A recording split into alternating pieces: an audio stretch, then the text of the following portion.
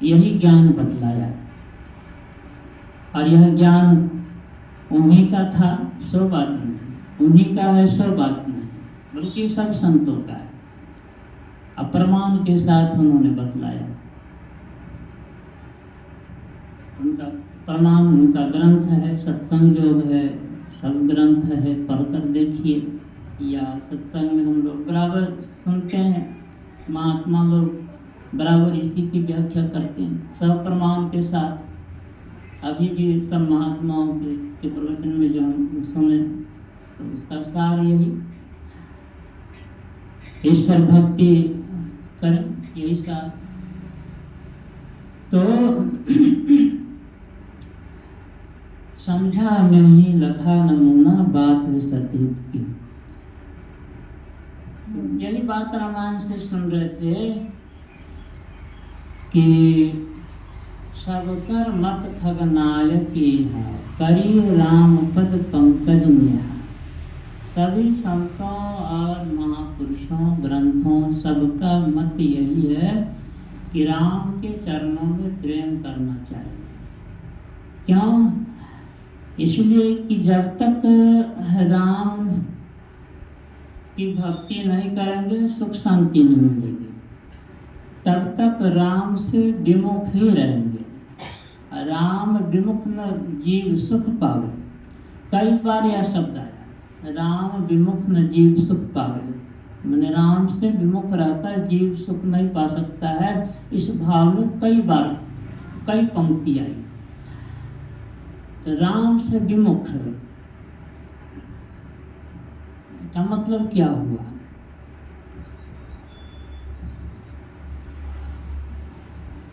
हम लोग राम की भक्ति करते हैं, परमात्मा की भक्ति करते हैं,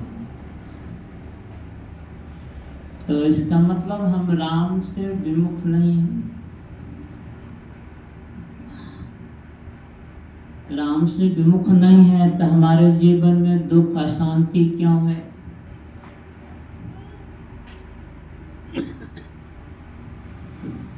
राम विमुख न जीव सुख पावे। हम अपने जीवन में दुख पाते हैं, अशांति पाते हैं।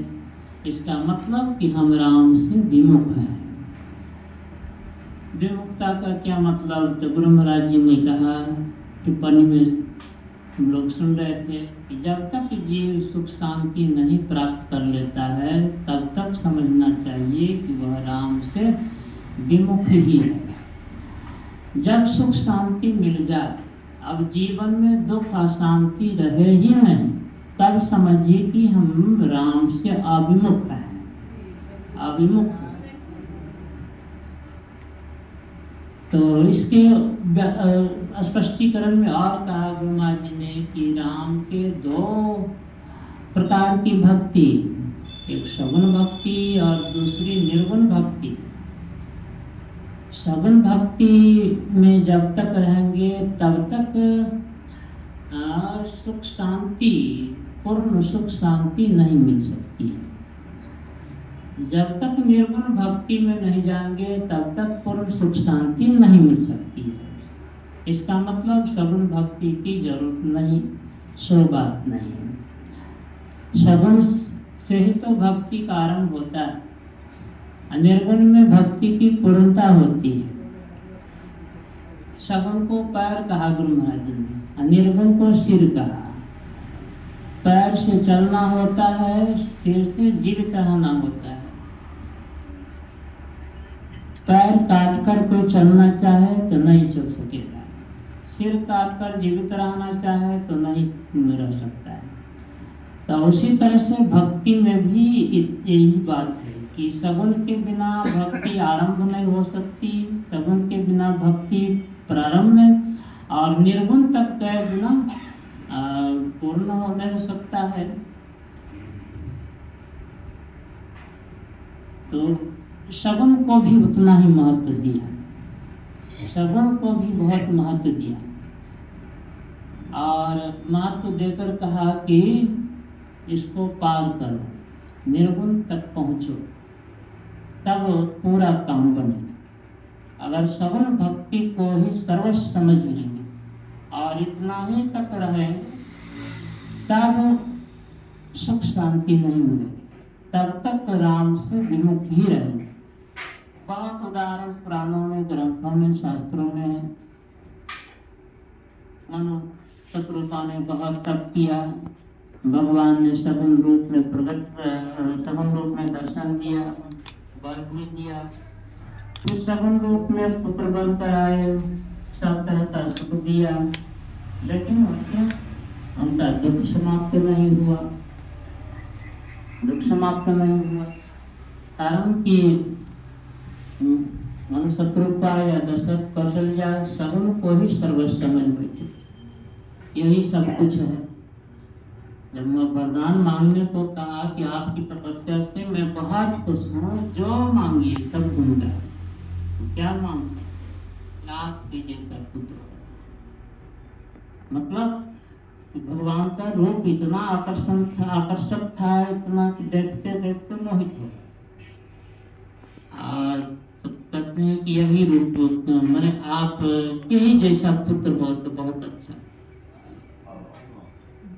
तो भगवान ने कहा कि आप सरिस्ता खोजो जाई, नृप तनय गोमय आई। अपने जैसा कहाँ खोजूंगा, मैं ही आपका पुत्र बनता रहूंगा। तो आए और सब तरह का सुख दिया, लौकिक सुख, लेकिन मुक्ति नहीं, सुख शांति नहीं मिली। विराव गए सुरधाम। अब आदमी कौशल्या भी शरीर छोड़कर सुरधाम को गई। तो ऐसा क्या हुआ? तो उन्होंने सगुण भगवान के सगुण रूप को ही सर्वस्व समझ लिया। और रूप जिसने रूप धारण किया था उसके बारे में जाने होते और उसको पहचानने की कोशिश किए होते तो उनका दुख अवश्य मिट गया होता। किसने रूप धारण किया? यह संत लोग बतलाते हैं। गोस्वामी तुलसीदास जी महाराज बतलाते हैं, भगत हेतु भगवान प्रभु राम धर्म तनु भूप, किए चरित पावन परम प्राकृत नर अनुरूप। जथा अनेकन भेष धरी नृत्य करई नट कोय, सोय सोय भाव दिखावई आपन होय न सोय। कि भक्तों के हित के लिए प्रभु राम ने नर शरीर धारण किया, नर राजा का शरीर धारण किया और उसी अनुरूप उन्होंने काम भी किया। जैसे बहुरूपिया अनेक रूप धारण करके उसी के अनुरूप काम भी करता, लेकिन वैसा ही वह नहीं रह जाता, फिर वो अपने रूप में परिणत हो जाता है। तो उसी तरह से प्रभु राम ने भक्तों के हित के लिए विविध तरह का शरीर धारण किया और शरीर से उस तरह का काम करके फिर अपने स्वरूप में परिणत हो गए। तो जिसने शरीर धारण किया छोड़ा वो कौन? उसको भी जानना चाहिए ना। उसको गोस्वामी जी राम कहते। राम धरे तनु, राम ने शरीर धारण किया, राजा का शरीर धारण, मतलब राम शरीर नहीं। स्पष्ट हो गया, राम शरीर नहीं।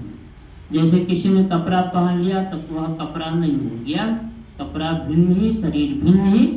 उसी तरह से राम ने शरीर धारण किया तो राम शरीर नहीं हो गए, शरीर भिन्न राम भिन्न। राम का मतलब परमात्मा कहिए, ईश्वर कहिए, कुल मालिक सर्वेश्वर कहिए,